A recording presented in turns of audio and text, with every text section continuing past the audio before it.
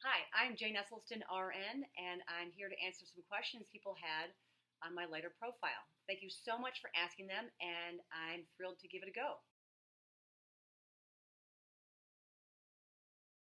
When baking, I substitute mostly, instead of using white flour, we use a lot of oat flour and whole wheat flour. If it's a savory dish, I use chickpea flour, and I haven't had luck with rice flour. Instead of using oils, I just use water sometimes where the oil is going to be. If it's 2 tablespoons of oil, whatever, they're looking for moisture. I then add chia seeds. These make the water more viscous, almost kind of like an oil. There's also ground flax you can add. It also adds to a viscosity to, or thickness and a slipperiness to the water and the moisture used for baking. I only use maple syrup in all of our recipes as our sugar, our sweetener. That adds into the liquid component, and I then play with the water amount sometimes. So it's just a fun project to play with. If you're a big baker, you know what I'm talking about. It's kind of fun. Give it a go. If it doesn't work, it doesn't matter. You usually like it anyway.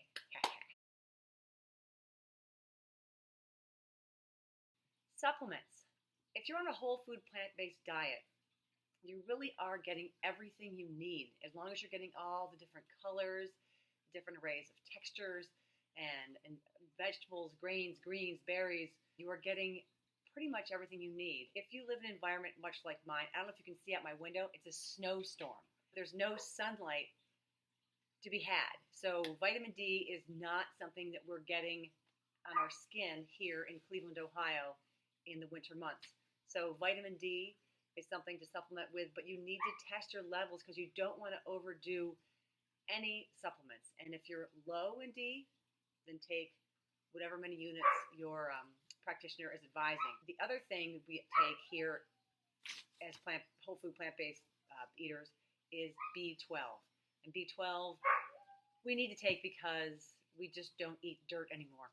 This is the kind we get, and it melts under your tongue. I love how they say here, under the tongue B12.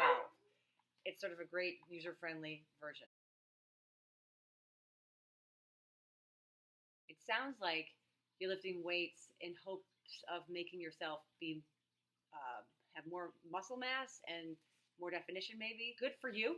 I could never lift weights and maintain that kind of thing. I mean, I do lift weights just for my health, but there's nothing more calorically less dense on the planet than plants. And the amount of protein you need in your diet, honestly, is less than 10% of what you're eating. I have no idea how much I consume in a day. I don't. I don't count calories. I don't count portions. So I'm just saying, Mother Nature, you got the ratios right. Sweet potatoes, corn, beans, greens, fruits, whatever sauces we're making, and that ratio of protein and carbohydrate and vitamins and minerals and phytochemicals and micronutrients is all in the ratio it's supposed to be. So if you're on a whole food plant-based diet, eating a variety of foods and colors and textures, you're going to be hitting it right out of the park. And I bet you look great with all that weightlifting, so keep it up.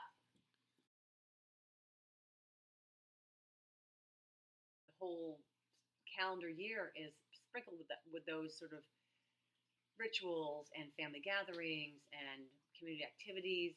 So the best thing to do is to pre-feed whenever you're going to go somewhere. I know it sounds kind of rude, but you're there probably to see your friends, your family members, and to connect with people on a social level. Offer to bring a dish or two, and you can just say, I'm practicing with this new cookbook. I'd love to bring this dish and the sauce that goes with it. Then you know you've got something to go with. If it's a dessert party, a cookie party, raw desserts tend to be sort of nut-based, but if we're going to have a treat around the holidays, try a nut-based dessert. They're pretty amazing. Tracking your food. And I know whenever I've tried to do that or I've had to do that for a class, in nursing school we had to track our nutrition at one point, and I was eating things the computer had never heard of. I'd be like, a quarter cup nutritional yeast, and it was like, Nutri-Grain bar. I was like, no, nutritional yeast, and it couldn't register what I was eating. So I don't know if this app will be able to register all that you eat. I don't bother counting my calories. Again, I don't. My family doesn't. We don't talk about it because when you're eating plants, most of what you're eating is actually water by volume, and then nutrients. It's just not concerning. I almost want to take you on a little tour back here to our kitchen, and you can see there's five of us, three teenagers and my husband and myself, and we eat a ton of fruit every day. I mean, oranges, grapes, blueberries, bananas, seasonal fruit throughout. Fruit's definitely a staple. We have broccoli every night. I know it sounds bizarre and like I'm lying, but it's not. Ever since the kids were tiny, I take the broccoli head and I crack it up into pieces and I put it in the pot.